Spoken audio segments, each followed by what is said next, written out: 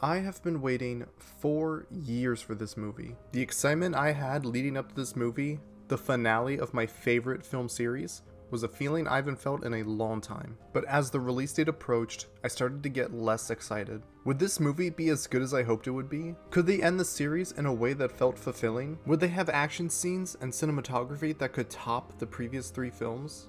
Honestly, yes answers all of these questions. After it released, I saw it twice, and now I understand why the movie took so long to make. The fight scenes are abundant and fun to watch, the set design, lighting, and camera work are some of the best in the series, the score was amazing. However, I didn't like the ending of John Wick 4, but I also don't think there could have been a better one. Before I get into the true meaning of the John Wick series, I want to give a quick review of the 4th movie. First off, the action scenes in this movie are so fun to watch. Everyone in this movie does an amazing job with the choreography. It's fluent, flashy, and above all else, easy to follow. Also, the group fight scenes are so well done. When you follow a character, you can still see the other characters in the background fighting and doing their own routine. Watching this movie a second time, I focused on the background characters and how much attention to detail was put into each scene.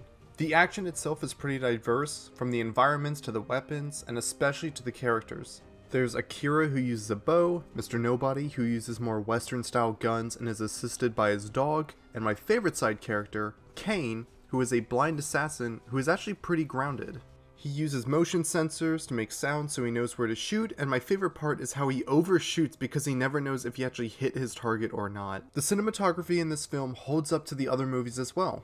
The sets are all beautifully made, and the camera work always captures everything in the scene with no shaky or blurry shots. There's even an overhead lawn take of John clearing rooms, which is by far the most creative scene in the series. Above all else, John Wick films have some of the best lighting I've seen in films, and John Wick 4 is no exception. The use of strong accented colors that light the scene make every new environment stand out. The score in these movies are also a huge highlight, and with the return of the Castlevania track, I couldn't enjoy these scenes more. Finally, since this is the final John Wick movie, there were a ton of callbacks to the previous films. Not just in kills, but in the recreation of the nightclub scene, the scores, and also a pencil reference because we can't get enough of those. The plot, however, is a lot to swallow. During this 3-hour runtime, it's not all just shooting and rolling on the floor. The plot jumps around a lot as we follow other characters than just John Wick. None of the scenes feel like they drag on, but for a 3-hour movie, I understood why the beginning felt a little fast-paced as they cut out the travel time from place to place. Overall, this might be the best edition of the series, and above all else, a fun experience to watch. But now that John's journey is over, we can finally understand the meaning of the John Wick saga. Also, spoiler warning for all 4 John Wick movies. If you haven't seen them yourself, I highly recommend it. This is my favorite film series, and I've seen all these movies so many times, you won't be disappointed. There are many themes throughout the John Wick series. Revenge, consequences of your past, being unable to change, and I could do a video on any of these. But to me, the most important theme of this series is grief. We start John's story after he just lost his wife. Soon after the funeral, a package arrives at his door. One last gift from his wife, so he doesn't have to grieve alone. I love you, John. This illness has loomed over us for a long time, and now that I have found my peace, find yours. Until that day, your best friend, Helen. However, a chance encounter would have that gift also taken from him. John relapses into his old life, taking up the mantle of Baba Yaga one more time. This time, instead of work, he's seeking revenge on the man who killed his dog. As John works his way through the criminal underworld, he continues to remember his wife. He watches old videos on his phone of time they spent together, reminding himself of who he was and wants to be. At the end of the movie, he gets his revenge not just on the man who killed his dog Yusuf, but also his father Vigo, who's been trying to kill John before he can kill his son. In the second movie, we see John retrieving the car that Yusuf also stole. Inside the car's glove compartment was a card from his wife. Afterwards, he returns home and tries to bury his past again in an attempt to move on, but word is picked up that he's back in the game and an old acquaintance tries to call in a favor. After John denies helping Santino, Santino blows up his house. The pictures of his wife go up in flames as the house falls apart. Everything John had is gone. With nowhere to go, he returns to the Continental looking for Santino. Santino sends John to Rome to kill his sister, who's a member of the High Table.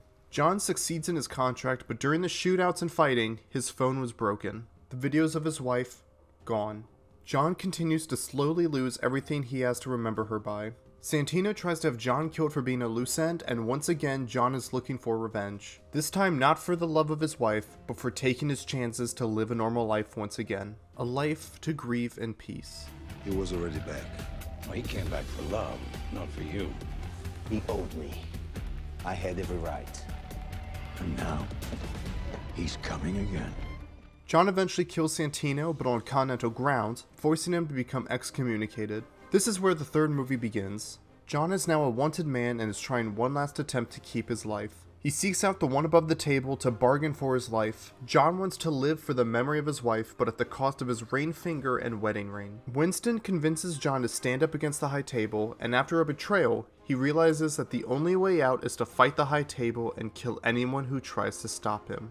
This is where we see John in the fourth film. In the beginning of the movie, we see John hunting down the one above the table, looking to get his wedding ring back. After the elder says it is gone, John kills him. John then goes to Japan to meet Shimazu, the manager of the Osaka Continental, where John tells him how he's going to kill everyone at the table, and Shimazu replies, "Not even you can kill everyone. I want you to find peace, but a good death only comes after a good life." John is visibly troubled, and not in a way we've seen before. John can't seem to find a way out of the chaos he's caused, and resorts to the only solution he knows: killing. After returning to New York, John is told that if he challenges Marquise to a duel, he can earn his freedom. Before the duel, he goes to a church, where we get this scene. Saying goodbyes? Saying hello. You think your wife can hear you? No, Then why bother? maybe I'm wrong. Realizing this is the end one way or another, John has a sense of peace to him. When John is escorted through the sewers to get closer to the duel, Winston talks about how challenging it was to figure out what to put for Chiron's engravings, because how can you sum up the entirety of a man's life with a few words?